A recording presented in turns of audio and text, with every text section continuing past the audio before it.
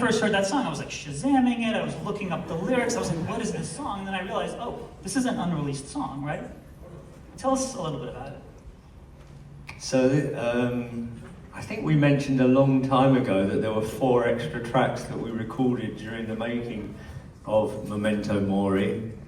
And ever since, people have been asking me all the time, when are they coming out? Where are they? When? Well, that's one of them. and you can keep asking me about the other 3 because I have no clue.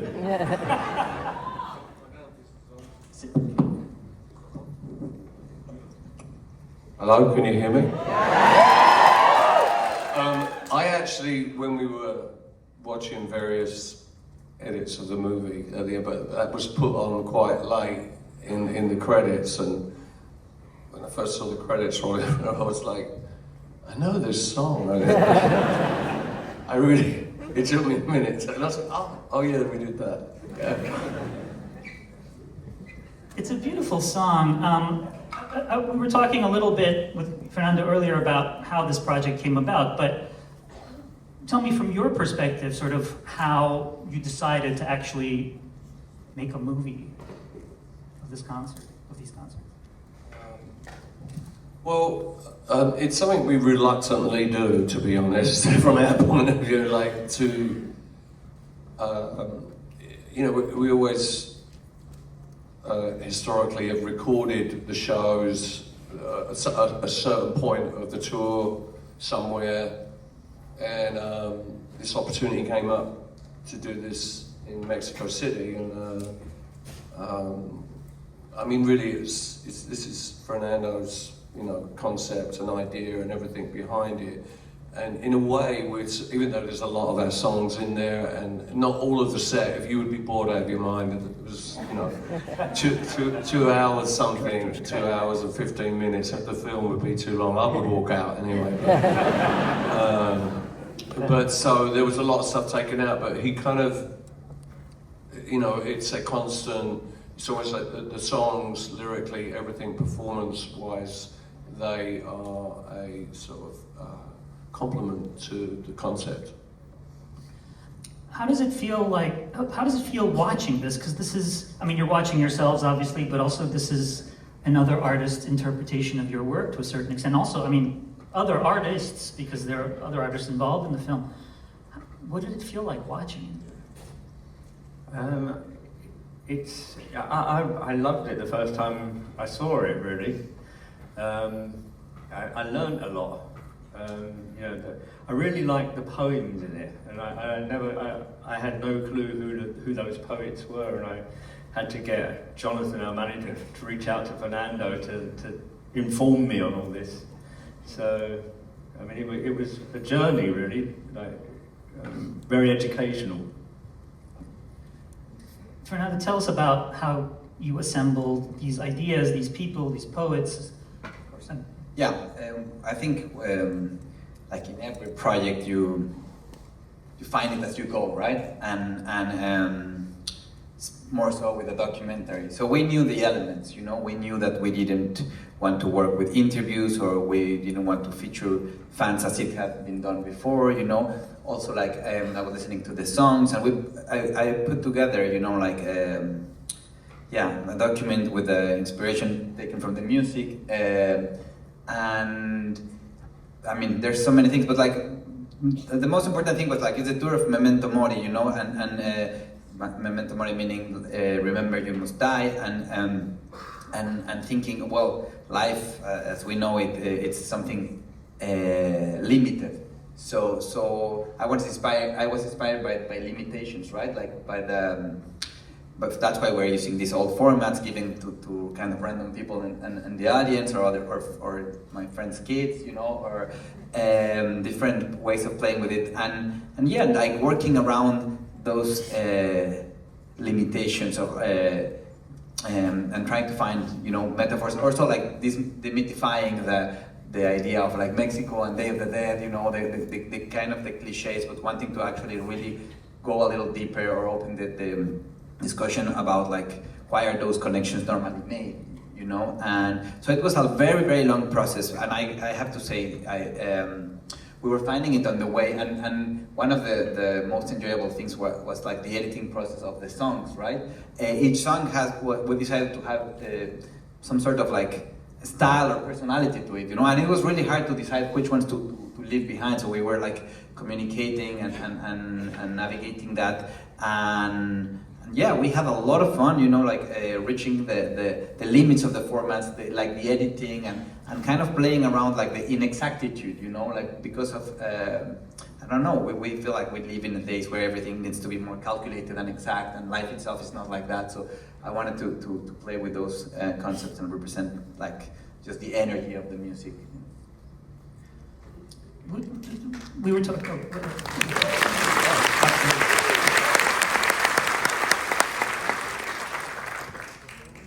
We were talking earlier about the challenge of this film. I mean, the shooting the concert. You were talking about, you know, recording the sounds of the concert. I mean, you mic'd the crowd. Tell me a little bit about how that worked. Yeah, like there were 3 shows, and each one was different a little bit. And I mean, we had like 3 chances and we were learning as we went. So for example, with the cameras, you know, like the cameras that are used for the show, we didn't want to interfere with that because they are used for the CCTV, right? So we have to play around with ways of how to use it, you know, and that's why we kind of record from televisions and all that. And the same with we really wanted all of the audience, because they were like singing all throughout, but also in the edit we were like finding that we wanted to be really intimate and on stage with them, you know, and earn that, you know, like collective experience and open up in the second to last song, you know. But of course, there's so many complications, because like the moment you want to like listen to the crowd singing, in the microphone set for the crowd, you can listen to the music coming in there, so that affects the mix of the music. So it's a complicated balance. So yeah, it's like a little bit of a complex process. But I think it worked really well because we feel that crowd throughout the film. I mean, it really does feel like we're at a con. And thank you to some of you folks. Like obviously, I everyone. think it was most of the people in here.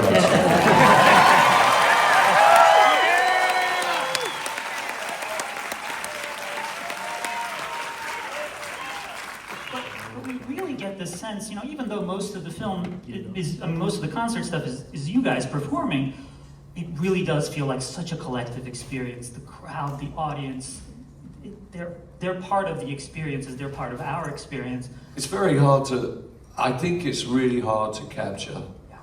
I mean, I think Martin and I were really pleased with what Fernando did here in the end with it, because from our perspective, when we're on stage, one of the things about a Depeche Mode concert is it's a communal experience, and I think it's really difficult to capture that. There's only very few kind of like films that I've seen, and I've seen a lot of films. I'm a fan of watching films of music and bands and stuff like that, but there's only very few, I think, that really manage to capture that.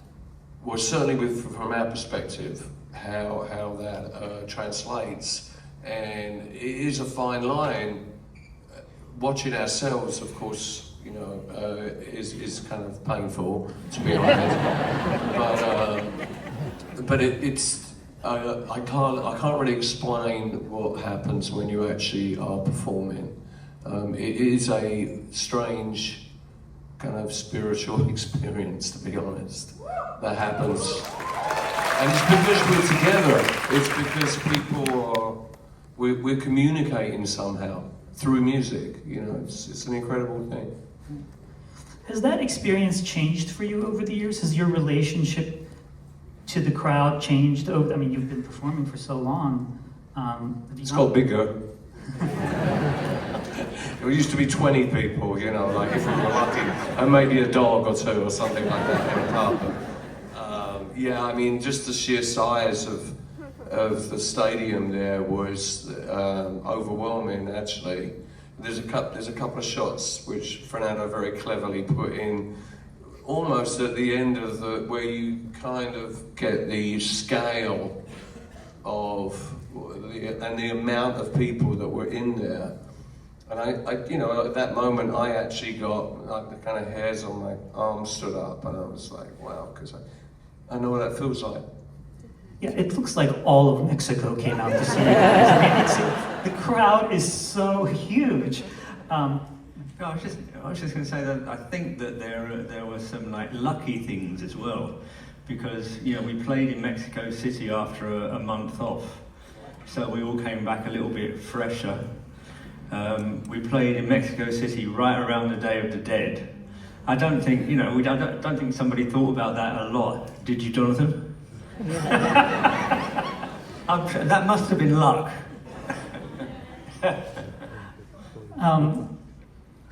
So to go back to your relationship with the crowd, I mean, Dave, your performance style is so energetic, so flamboyant. Has it always been like that? I mean, have you opened up over the years?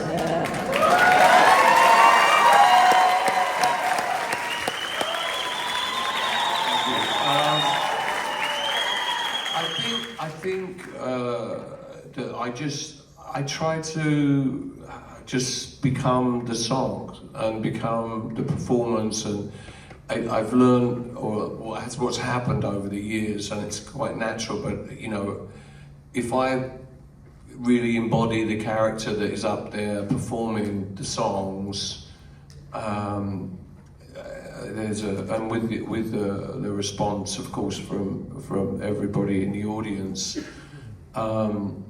it's just easier for me to do it like that. When it's flowing and when it's really good, I really enjoy the performance.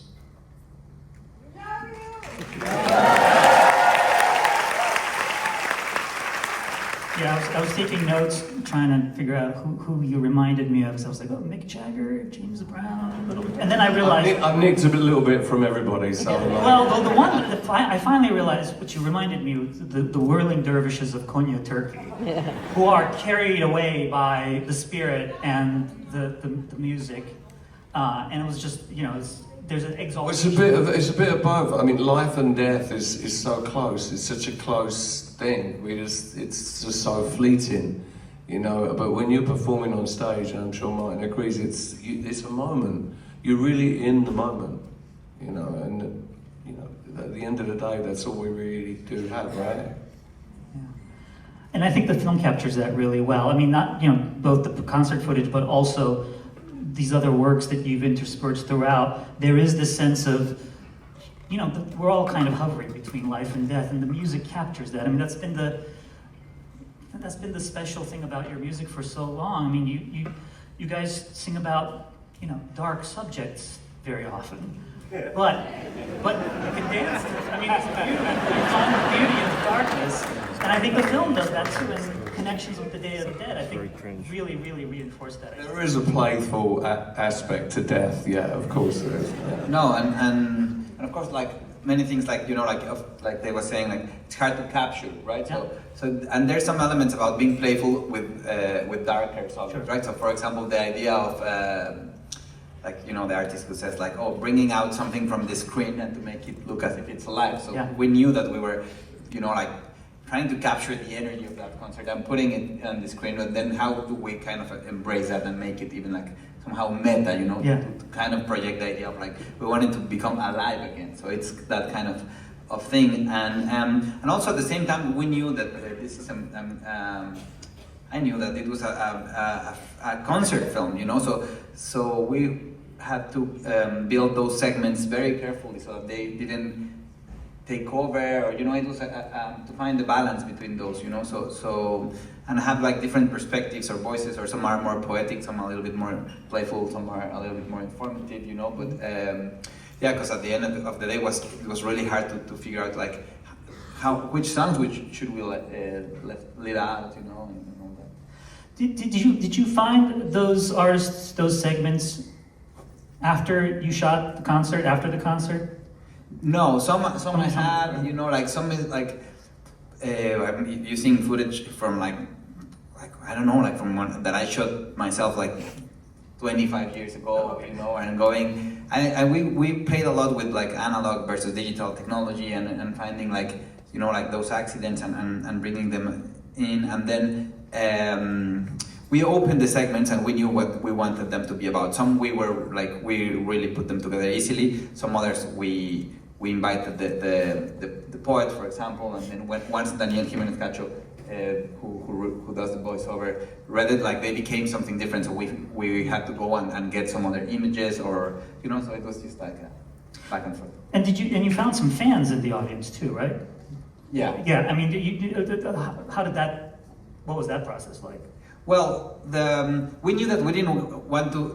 There were other documentaries already done about fans narrating their experience, and we wanted to take it away from the person. So we wanted to keep the collective spirit of the concert. So that's why you're listening to someone, but then watching the face of other one, and yeah, I mean, but we really found so many fans, and they are super helpful, and a lot of them came from Mexico right now to the. Oh yeah.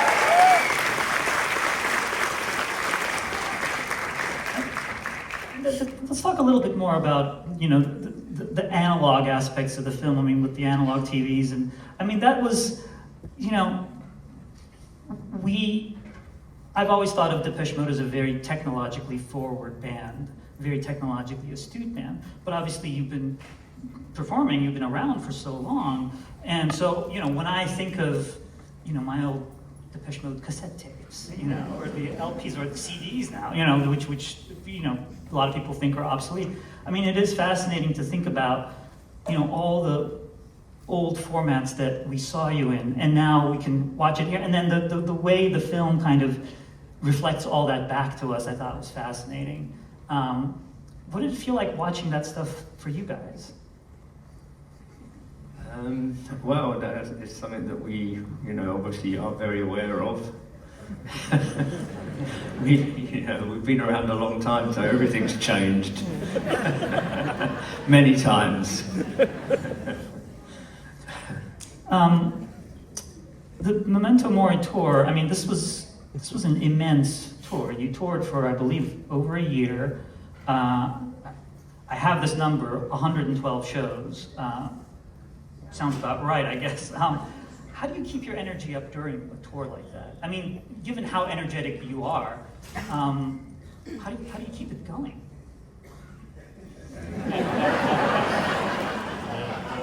You're asking for the secret. Red Bull? I don't know.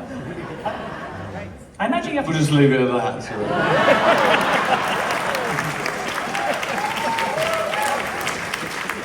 But you have to get in shape for a tour like this, right? No. A little bit, yeah.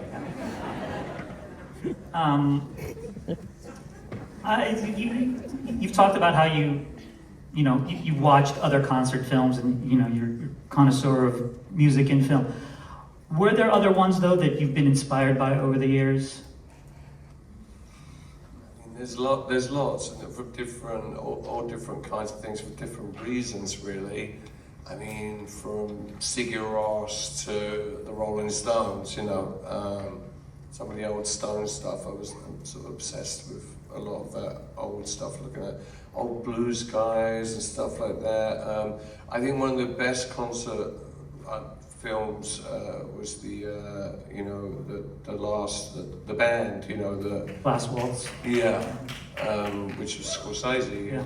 But it's just so brilliantly done, and I think it captures the chaos and somehow pulling it off. We have a lot more technology these days to be able to do things and create, illusions and. But I think that, like I said before, I think it's a hard thing to capture. I think it really is performance, like real performance, and that's what we try and do. And it changes a little bit every night, really. I mean, all those things. I know we stick to the plan, but it really depends how you feel. I mean, you change every day, and over the course of a year and a half of putting a tour, so.